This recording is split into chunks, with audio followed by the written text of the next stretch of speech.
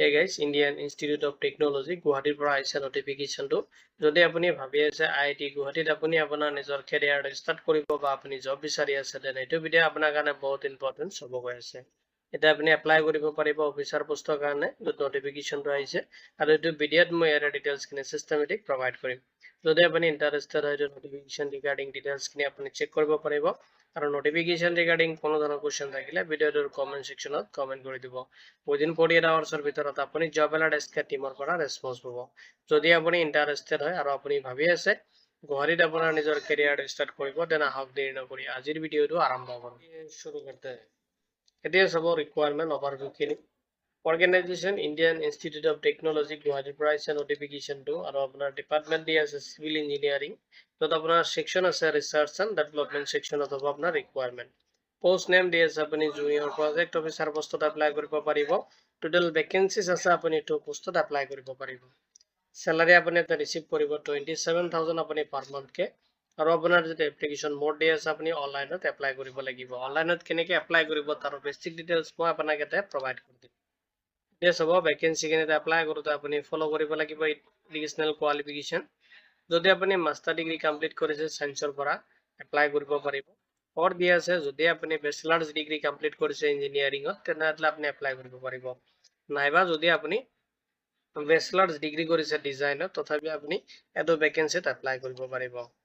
selection প্ৰসেসত আপনি interview attempt কৰিব লাগিব ইন্টাৰভিউ যেটো প্ৰসেস দিয়া আছে আপনি অনলাইনত ইন্টাৰভিউ অ্যাটেম্প কৰিব যত আপোনাৰ মাইক্ৰোসফট যেটো টিম এপস আছে সেইটো থ্ৰু হ'ব অবলিক দি আছে আপোনাৰ গুগল মিটৰ থ্ৰু হ'ব পাৰে এখিনি প্ৰসেস আপোনাৰ যেটো মেইল আইডি থাকিব আপুনি যেটো মেইল আইডি তাতে ৰেজিষ্ট্ৰেচন কৰোতে সাবমিট কৰিব সেইটো মেইলত আপুনি এখিনি আপডেট পাই যাব কেনেকৈ এপ্লাই কৰিব যদি আপুনি ইন্টাৰেষ্টেড হয় ফাৰ্ষ্টত আপুনি ভিজিট কৰিব লাগিব অফিচিয়েল যেটো ওয়েবসাইট আছে IIT গুৱাহাটী তাতে ভিজিট কৰিব আৰু তাতে আপুনি তাতে ক্লিক কৰিব লাগিব IIT যেটো আপোনাৰ ৰিসাৰ্চ এন্ড ডেভেলপমেন্ট যেটো ৰিকুৱাৰমেন্ট পোৰ্টাল আছে তাতে ক্লিক কৰিব লাগিব নেক্সট আপুনি তাতে প্ৰজেক্ট যেটো টাইটেল দি আছে সেইটো সাৰ্চ কৰিব লাগিব আপুনি যদি বিচাৰে প্ৰজেক্ট টাইটেলটো আপুনি নোট কৰি ল'ব নেক্সট আপুনি জুনিয়ৰ প্ৰজেক্ট অফিচাৰ পজিশনত ক্লিক কৰিব লাগিব আৰু তাতে যিখিনি ইনস্ট্ৰাকশন দি আছে এখিনি আপুনি এবাৰ থ্ৰুলি চেক কৰি ল'ব নেক্সট আপোনাৰ এপ্লিকেশন ফৰ্মটো আপুনি ফিল আপ কৰিব লাগিব কেয়াৰফুলি নেক্সট আপোনাৰ এপ্লিকেশনটো আপুনি সাবমিট কৰিব এজ এ ফিউচাৰ ৰেফাৰেন্সৰ কাৰণে আপোনাৰ যেটো এপ্লিকেশন একনলেজমেন্ট ৰিসিভ হয় সেইটো আপুনি প্ৰিন্ট আউট ৰাখিব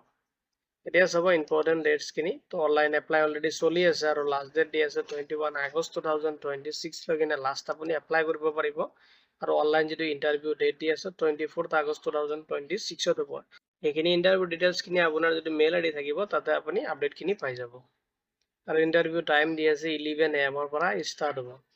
যদি এটো নোটিফিকেশন ৰিগাৰ্ডিং বা ইন্টাৰভিউ ৰিলেটেড কোনো ধৰণৰ কোৱেশ্চন থাকে তেনে এটো নাম্বাৰ আপুনি নোট কৰি ল'ব বা এটো মেইল আইডি